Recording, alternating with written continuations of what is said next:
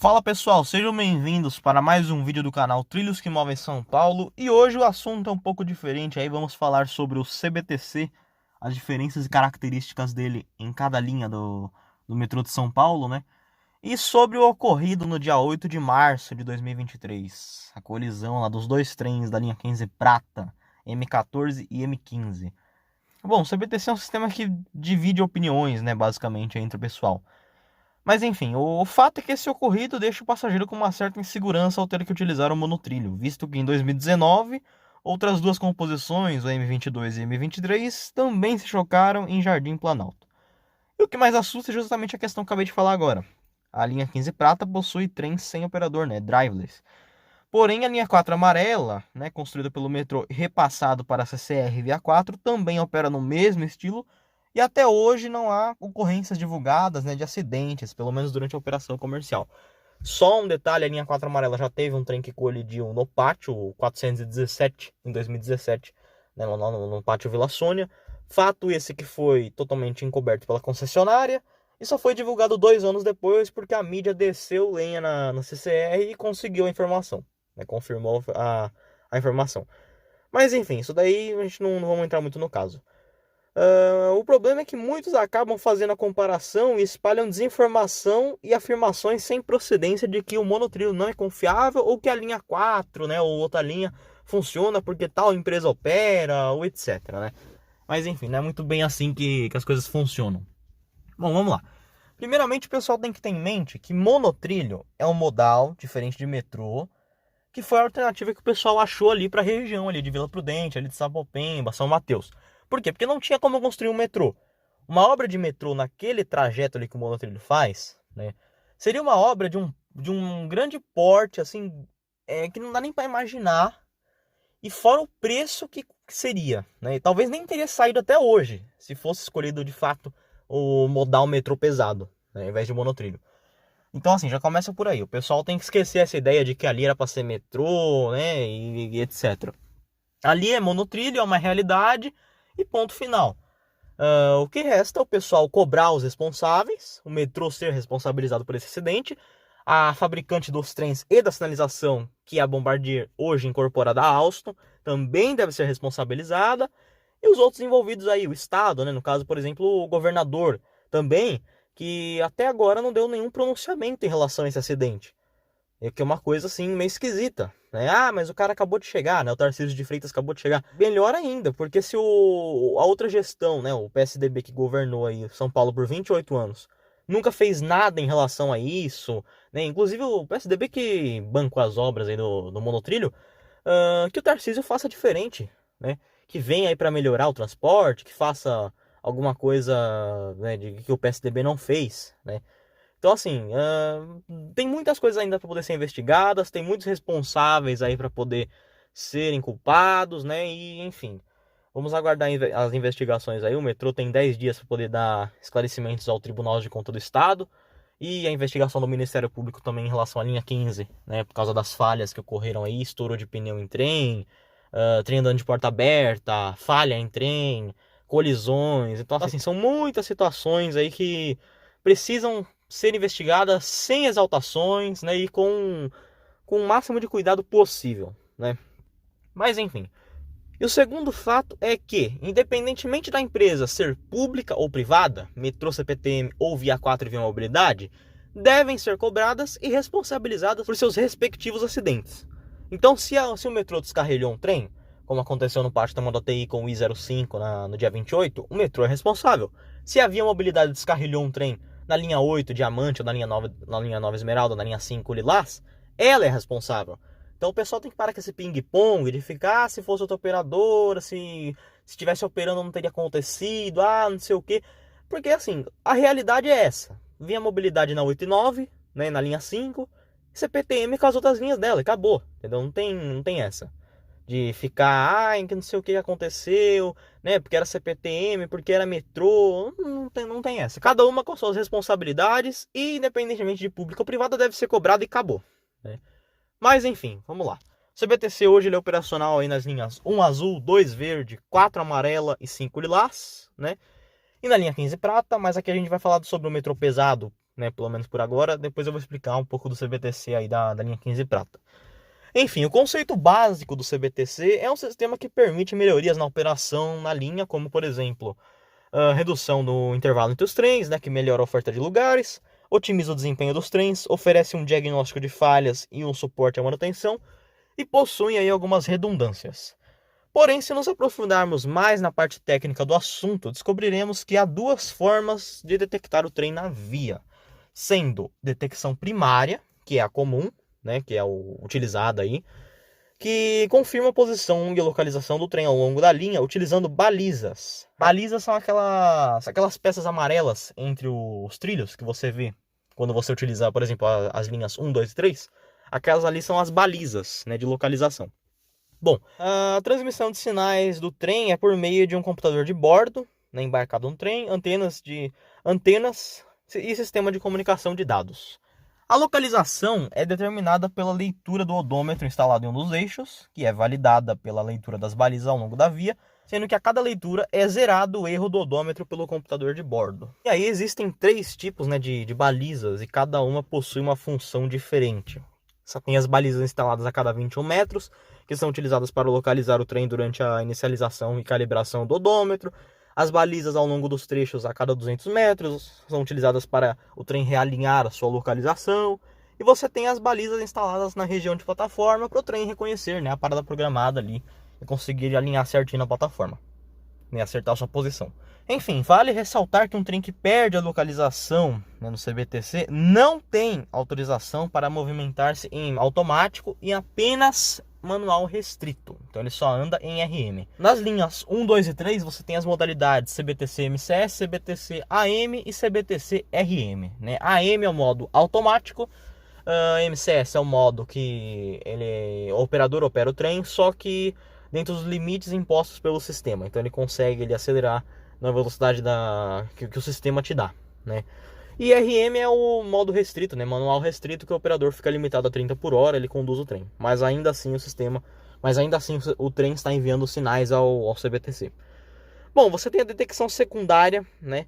Que utiliza os chamados contadores de eixos por meio de circuitos de vias físicos, ou seja, os blocos CBI, instalados ao longo dos trechos. Como o próprio nome já diz, é realizada a contagem de eixos que entram ou saem de um determinado local, né, de um determinado bloco. Uma das antenas do circuito de via basicamente envia um sinal elétrico pelo próprio trilho até a outra antena de outro circuito para detectar a ocupação.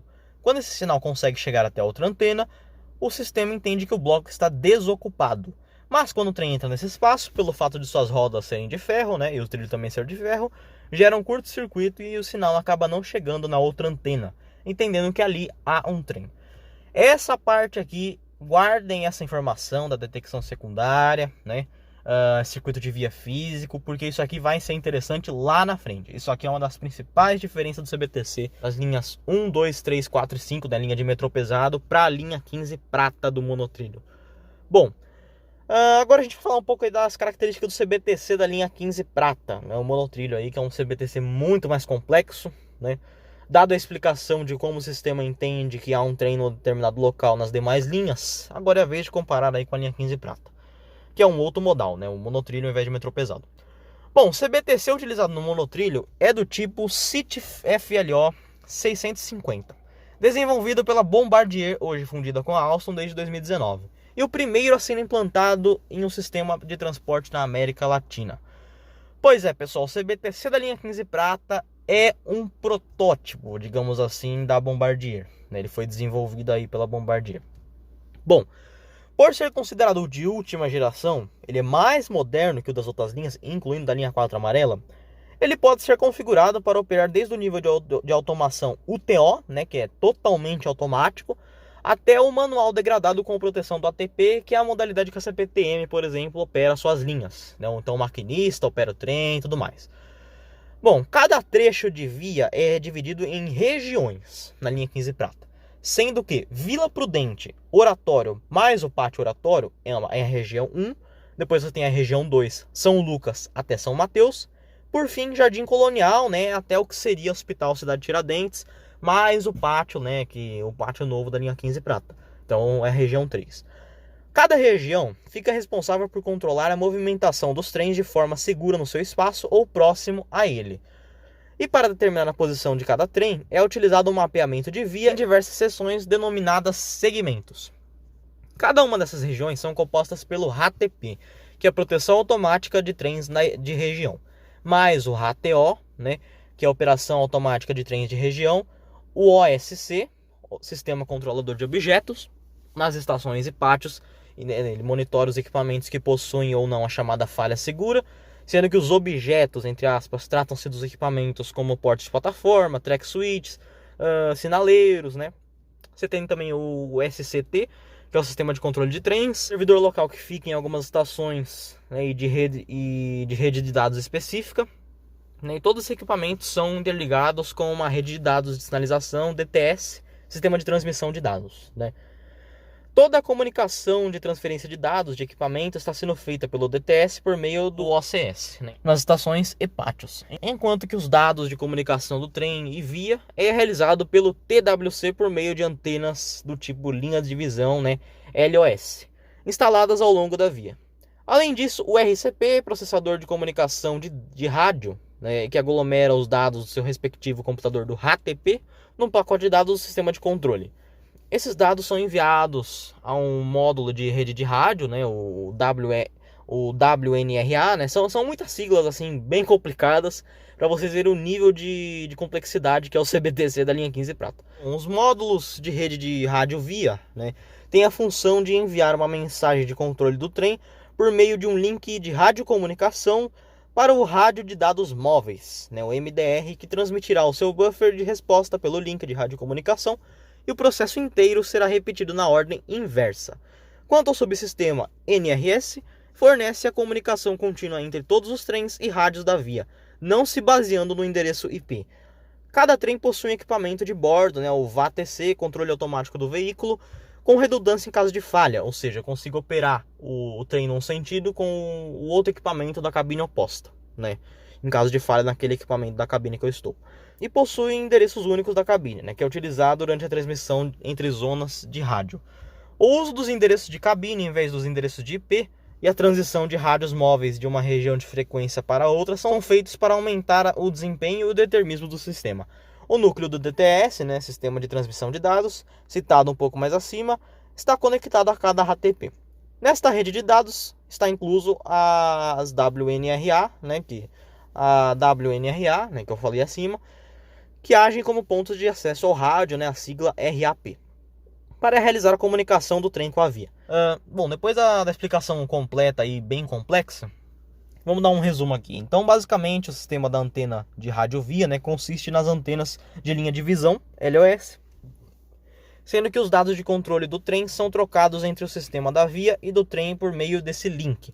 O RATP é responsável pela formatação de todos os dados a serem transmitidos aos trens, recebendo informações do controle central por meio do RATO, e transmitindo os dados junto com seus próprios dados aos trens. O RATP também recebe todos os dados dos trens em sua região, distribuindo a parte pretendida para o RATO.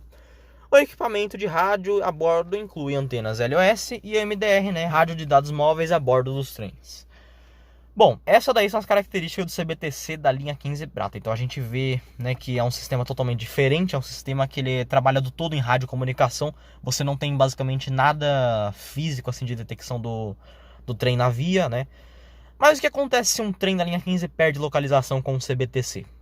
Bom, nesse caso vai entrar aí em ação um sistema de comunicação complementar que consiste no fornecimento de dados da localização do trem ao CCO por meio de um canal de rádio suplementar, permitindo um rastreamento não vital de um trem por uma rede separada do sistema principal. Isso permite ao operador do console confirmar a localização de um trem com falha, conforme relatada por um funcionário embarcado. Com isso, a localização deste trem será transmitida ao CCO, mesmo nos casos de múltiplas falhas de um dos subsistemas que utilizem a comunicação bidirecional contínua trem-via do sistema ATC.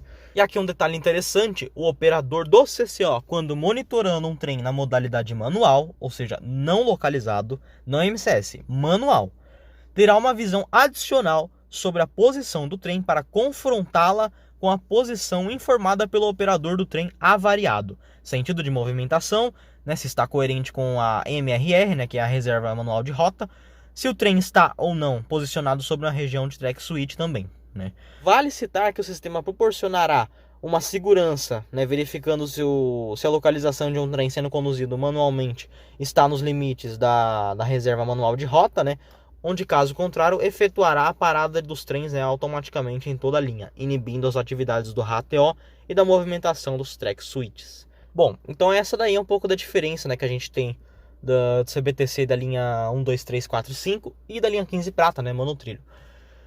O que a gente pode tirar de conclusão disso é que a diferença principal e notável, se compararmos com os sistemas das linhas de metrô pesado e do monotrilho, é que no monotrilho, né, como eu falei agora há pouco, basicamente não existe um sistema físico para detectar a ocupação de um trem sem localização na linha, sendo feito totalmente por meio da radiocomunicação.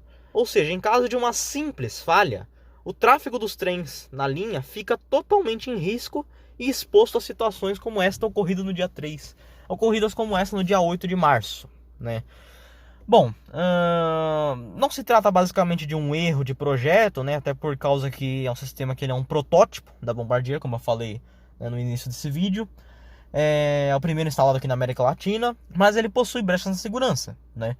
Inclusive há relatos aí de que a cada atualização, né, do CBTC da linha 15, porque o CBTC ele é basicamente um software, né? Então ele tem atualizações frequentes, né? Desde a área de segurança do sistema, da operação e tudo mais.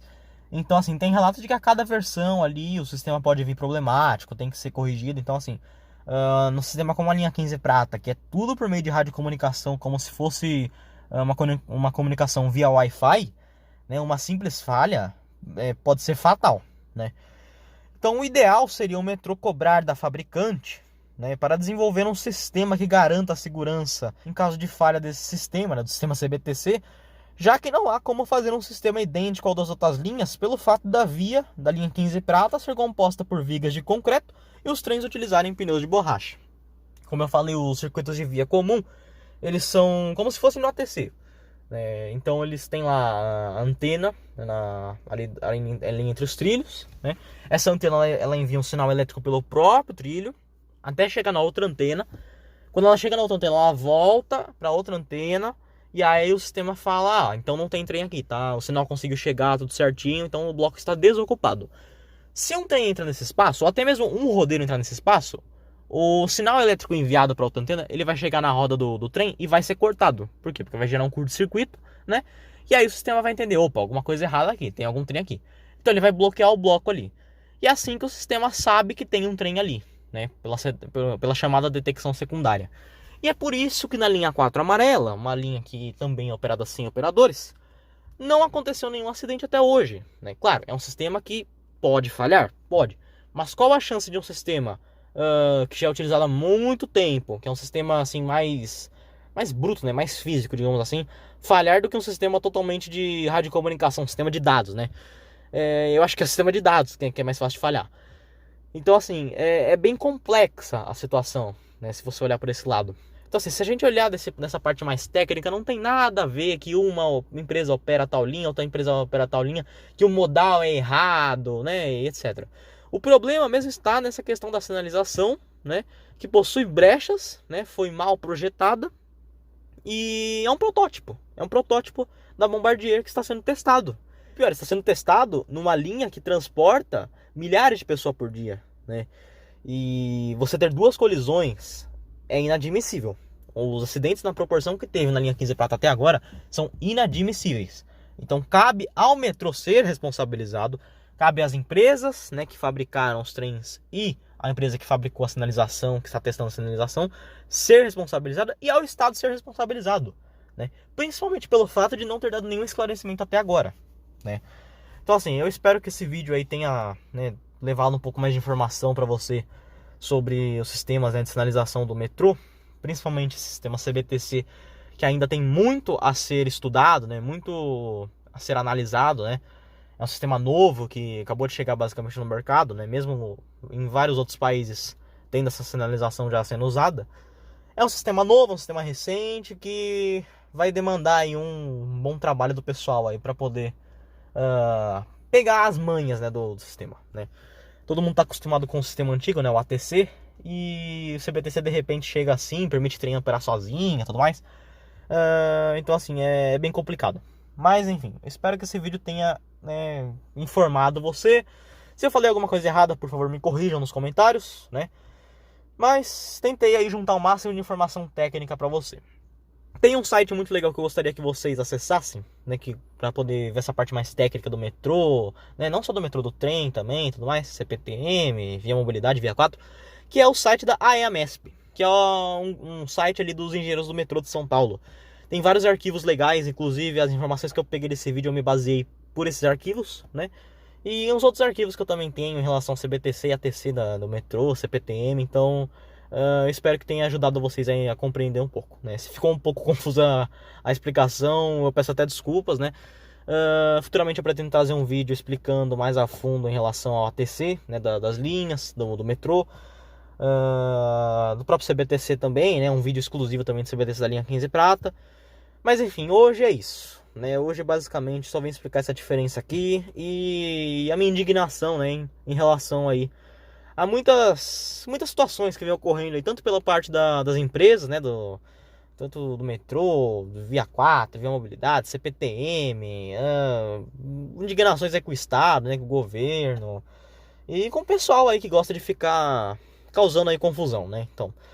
Enfim, eu acho que a gente tem que parar com isso e simplesmente cobrar, né? Começar a cobrar de fato das empresas, porque o único resultado de toda essa briguinha tosca, né, que o pessoal faz por causa de empresa é exatamente isso daí que vocês estão vendo na foto, né? Acidente atrás de acidente e, como eu sempre falo, nunca deboche de um acidente, de uma situação como essa, independente de uma empresa que você não gosta ou não, porque assim, trem, né, no geral transportam vidas e uma delas pode ser a sua ou próxima de você. Então, muito atento com isso, né? Muito cuidado com isso. Mas enfim, espero que vocês tenham gostado. Deixe o like, inscreva-se no canal, compartilhe e até a próxima, pessoal. Falou!